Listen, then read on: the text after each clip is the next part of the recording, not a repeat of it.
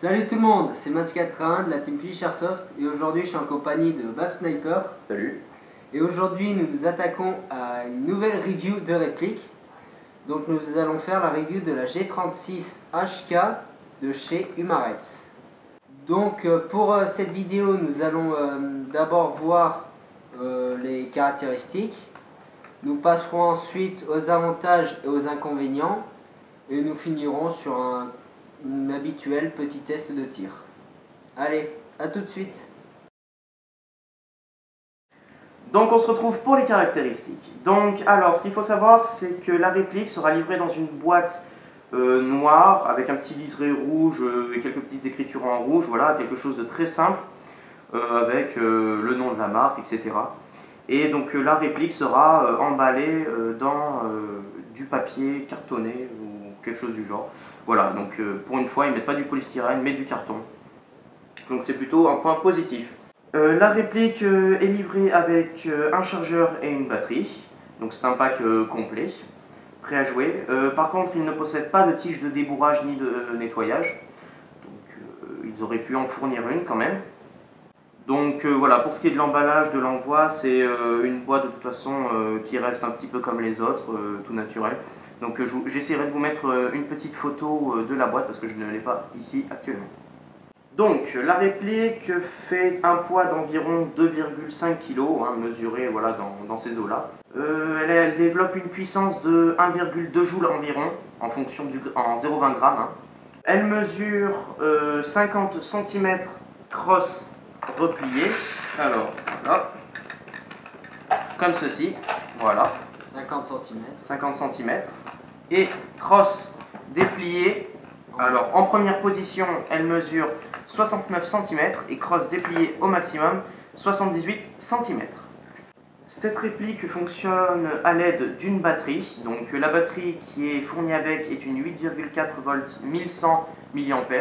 Je dirais une batterie de type cheap. Qui va se mettre dans le garde-main de la G36, mais on vous montrera après comment la mettre. La réplique est principalement constituée d'ABS, alors un ABS d'assez bonne qualité, je dirais, pour la grande majorité des parties. Donc cette réplique possède un canon de précision de diamètre 6,08, donc standard, je dirais, et d'une longueur d'environ 24 cm. Voilà, un canon de précision, on va dire, de G36 standard. Le cache-flamme, ici, est dévissable. Alors je ne vous fais pas voir parce que c'est un petit peu quand même galère, mais c'est pas bien compliqué. Elle possède un hop-up réglable. Alors il suffit de tirer le levier et vous avez accès au hop-up ici. Alors on va essayer d'approcher. Bon, la luminosité n'est pas top, mais le hop-up se fait ici. Voilà. Celle-ci est livrée avec un chargeur high cap, malheureusement. On aurait préféré un mid cap, mais bon. On commence à en avoir l'habitude avec les répliques cheap. Elle possède un mode de tir en semi et en automatique, comme indiqué ici. Voilà. D'ailleurs, en parlant des modes de tir, le sélecteur de tir, voilà, j'avais oublié. Il est ambidextre. Voilà, donc des deux côtés. Vous pouvez l'avoir ici, donc pour les gauchers, ainsi que pour les droitiers. Voilà, donc c'est plutôt un point positif. Pour ce qui est des attaches sangles, alors elle en possède deux. Donc de l'autre côté, donc ici comme vous pouvez le voir, malheureusement celui-ci est moulé dans la réplique et en plastique, donc j'ai peur que celui-ci pète rapidement. Voilà. Et ainsi que devant. Et alors là, le plastique par contre n'est vraiment pas de bonne qualité. Je vous déconseille d'attacher votre sangle de ce côté. Alors, dans la poignée, vous pouvez retrouver, en fait, sous la poignée, vous pourrez retrouver un petit trou ici. Je ne sais pas si vous arriverez à le voir. Pour des clés 6 pans, des clés Allen. Voilà, des toutes petites clés. Et en fait, cela vous permettra de régler le calage moteur. Donc, ce qui est plutôt vraiment super cool, ça éviterait de démonter la réplique pour pouvoir le faire. Donc, c'est un point positif. Et pour savoir savoir si son moteur est bien calé, on va vous renvoyer sur la vidéo de Airsoft Entrepôt, l'une de leurs dernières, le calage moteur qui est très bien réalisé, donc allez la voir. Cette G36, comme la plupart, possède des rails RIS amovibles, donc ici. Vous pouvez en trouver un ici, ainsi que de l'autre côté. Donc pour pouvoir y mettre tout type d'accessoires comme lampe, laser ou poignée comme vous pouvez le voir. Donc c'est plutôt, on va dire, cool. Ça évite d'en acheter. Elle possède un rail RIS ici, alors en ABS par contre. Voilà, mais cela vous laisse largement la place pour pouvoir mettre n'importe quelle optique. Pour ce qui est des marquages, alors étant donné que Humarex possède la licence HK, voilà, et ben comment dire, les marquages sont assez réalistes de ce côté, voilà. Alors niveau G36, je m'y connais pas tellement, donc niveau marquage, je ne voudrais pas dire vraiment de bêtises, voilà. Mais comme vous pouvez le voir, ils paraissent quand même assez réalistes. Seulement, alors de ce côté, bien sûr, comme dit Max 81, les marquages d'Airsoft qui sont obligatoirement marqués. Je sais pas, voilà, ici, on n'arrive pas trop à voir. Ils sont gravés. Ils sont gravés. Et par contre, quelque chose dans lequel, niveau marquage, ils auraient pu éviter de faire, c'est le petit warning, machin. Bref, c'est des petits marquages, je trouve, qui sont sympas, mais le petit warning gâche un peu tout. Nous pouvons aussi également constater qu'il y a le marquage HK qui se situe sur la crosse.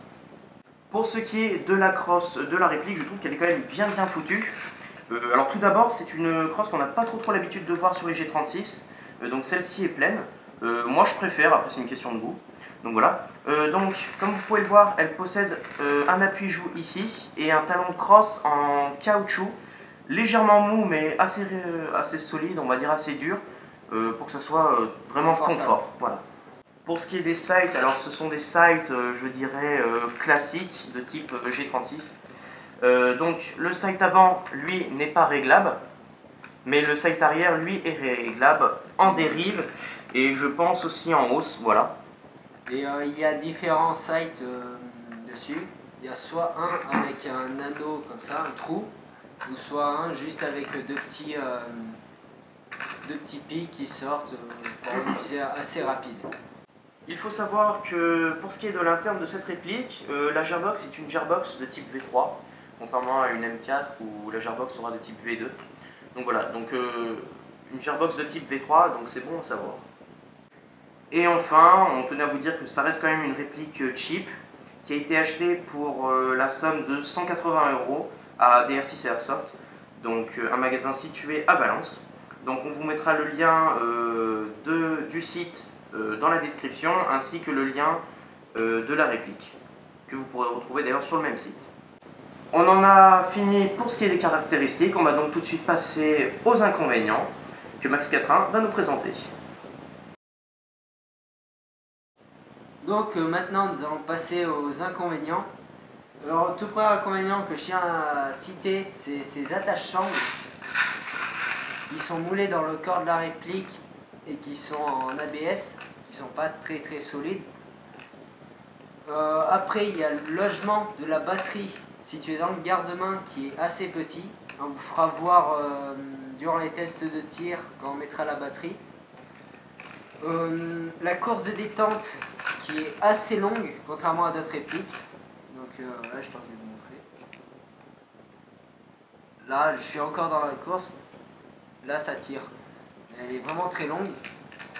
Et comme c'est une réplique cheap, il y a eu des problèmes au niveau du switch à l'intérieur de la gearbox qui déconnait. Et du coup on l'a changé et tout et maintenant... Je tiens à préciser que le possesseur de cette réplique connaissait auparavant des gens qui possédaient cette même réplique et qui n'ont jamais eu de problème au niveau du switch. Donc je pense plutôt que c'est le fait que ce soit une réplique cheap, je dirais un lemon, voilà, quelque chose d'inhabituel, voilà, lors de la fabrication, donc une petite erreur. Donc bon, si vous achetez cette réplique, vous aurez sûrement pas ce problème, voilà, c'est juste, je pense, le fait qu'il n'ait pas eu de chance. Voilà. Donc voilà, c'est tout pour les inconvénients. Maintenant, nous allons passer aux avantages de cette réplique. Donc, pour ce qui est des avantages de cette réplique.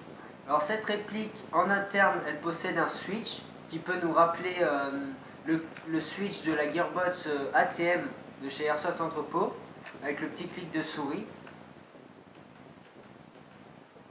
Voilà. C'est une réplique assez précise pour un canon de 6.08 en 0,20 grammes. Mais comme elle a une bonne portée d'environ 50-55 mètres et une portée précise de 35-40 mètres, on vous conseille de jouer avec de la 0,25 car on a fait le test, les billes elles partent droite. Il est possible de trouver beaucoup de pièces upgrade pour cette réplique, comme c'est une G36 qu'on en voit beaucoup sur les terrains. Elle est customisable dû à tous ces rails situés de tous les côtés de la réplique. La G36 elle s'adapte à tout type de terrain, que ce soit en CQB ou en forêt, car c'est une réplique compacte qui a une bonne portée. Donc pour conclure, c'est une réplique qui a de bonnes performances. Donc nous avons fini avec les avantages, maintenant nous allons passer au test de tir. Donc on se retrouve pour la G36 HK de chez Umaret pour les tests de tir à 35 mètres avec de la bille 0,25 grammes. La bille se situe derrière moi sur l'arbre en face. Donc nous allons tirer 10 billes en semi-automatique et nous verrons le total de billes qui a touché la cible. Et nous ferons un peu de full auto, donc en semi-auto. Et bien sûr, on n'oublie pas les lunettes de protection.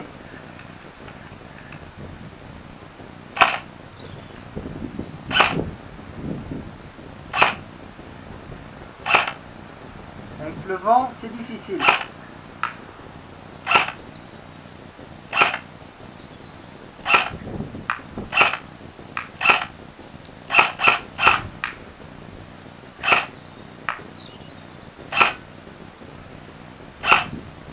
Donc maintenant on passe au full auto.